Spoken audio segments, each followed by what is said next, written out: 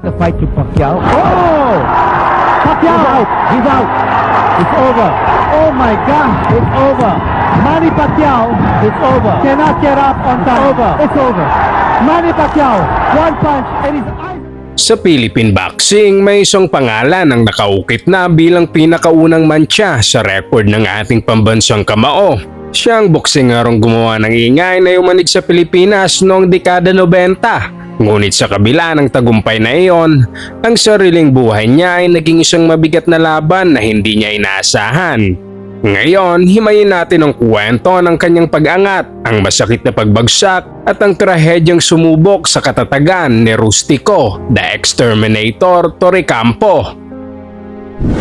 Isinilang noong August 1, 1972 sa Davao. Hindi lumaki si Rustico sa marangyang buhay. Sa halip ang kanyang kabataan ay agad na balot ng trahedya na humubog sa kanyang pagkatao. Noong 1985 sa gitna ng kaguluhan sa Mindanao, ang kanyang ama na si Escolastico Sr. ay napatay ng mga rebelde at sa isang iglap na walang haligi ng pamilya Torrecampo. Dahil dito sa edad na 11 years old, kinailangan niyang maging haligi ng kanilang tahanan. Imbis na laruan at libro, maaga siyang napunta sa mabibigat na trabaho. Hanggang first year high school lang ang kanyang natapos dahil naigupo ng gutom ang pangarap niyang makapagtapos. Dito niya natuklasan ang boxing. Ang kamao ang nakita niyang tanging sandata para iahon ang kanyang ina at mga kapatid mula sa kahirapan. Talon tayo sa taong 1996. Ang Philippine boxing scene noon ay unti-unti nang nakikilala ang bagong bituin mula General Santos City na si Manny Pacquiao. Sa kabilang banda, si Rustico Torrecampo ay tinitingnan lang bilang isang journeyman, isang boksingerong madalas gawing panukat ng mga pag-angat ng mga prospect. Noong February 9, 1996 sa Mandaluyong City, naganap ang isang laban na hindi malilimutan sa kasaysayan ng Philippine boxing. Pero bago pa magsimula ang bakbakan, nagkaroon na agad ng problema sa weigh-in. Hindi nakuha ni Pacquiao ang tamang timbang na tumimbang lang ng 106 pounds, habang ang kalaban niyang si Torrecampo ay nasa 111 pounds. Dahil sa weight penalty, mas naging dehado si Pacquiao pagdating sa gloves na gamit. Pinagsuot siya ng 8-ounce gloves samantalang si Torrecampo ay pinayagang gumamit ng mas magaan at mas manipis na 6-ounce gloves. Sa madaling salita, mas ramdam at mas masakit ang bawat tama ng suntok ni Torrecampo dahil sa mas magaan na gloves. Sa kabila ng pagiging dehado, nanatiling kumpiyansa ang kampo ni Pacquiao.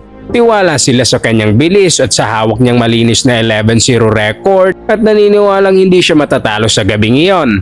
Nagsimula ang laban at agad nagpakita ang gilas ang batang Pacquiao. Sa unang dalawang round, bilis at liksi ang puhunan niya para dominahin ang lona. Pero si Rustico Torrecampo na hinubog ng hirap at pagiging underdog ay hindi basta-basta natinag sa pressure. Here we go, Torrecampo into the body. Pacquiao very definitely a height and reach advantage. But Torrecampo has Pacquiao. Torrecampo being very he caught the question whether Torrecampo can keep and not going to help him when it comes to punching. He goes after Torrecampo. Beautiful right uppercut by Pacquiao. And the crowd's on his feet. He goes after Torrecampo. They're really slugging it out there. Torrecampo connects with the hard right. Pacquiao.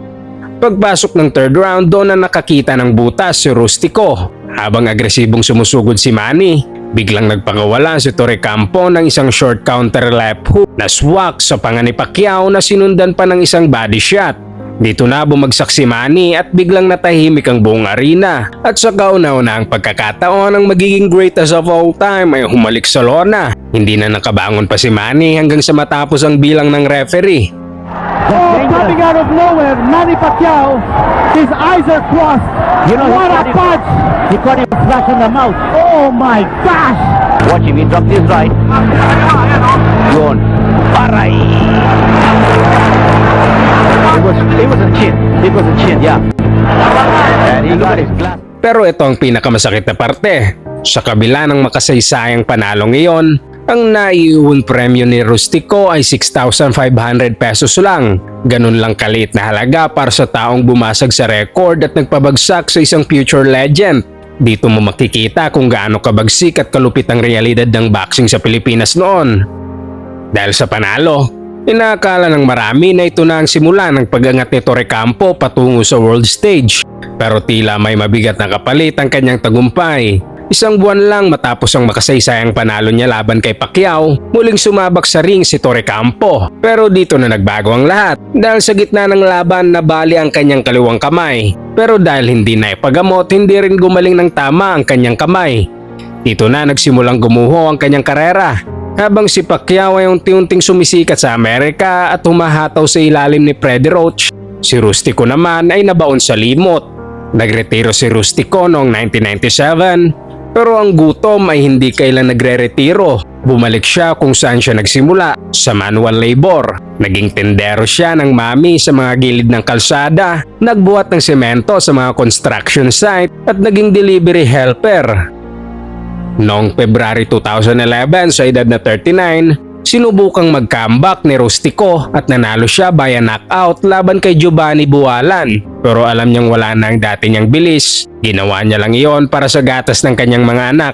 Ngunit ang mas mabigat na dagok ay dumating noong 2016. Sa isang mainit na hapon sa Quezon City, nasangkot si Rustico sa alitan sa trapiko laban sa isang jeepney driver. Ang simpleng sagutan ay nauwi sa karahasan, kung saan nasaksak ni Rustico ang biktima at ito ang naging sanhi ng kamatayan nito. Dahil dito naging wanted si Rustico, ngunit kalaunan sumuko siya sa batas at nakulong. Makalipas ang ilang taon, nakalaya siya matapos dumaan sa mahabang proseso ng batas. Sa kanyang pagbabalik sa laya, pinili niyang mamuhay sa katahimikan. Makikita rin na nagtuturo ito sa mga batang nangangarap pumasok sa pagbaboxing. Maaaring nabura na ng panahon ang bakas ng kanyang mga suntok at ang barya-baryang premyo noon ay matagal nang naubos. Pero tuwing babalikan ang kasaysayan ni Manny Pacquiao, hindi pwedeng hindi mabanggit ang pangalang Rustico Torre Campo.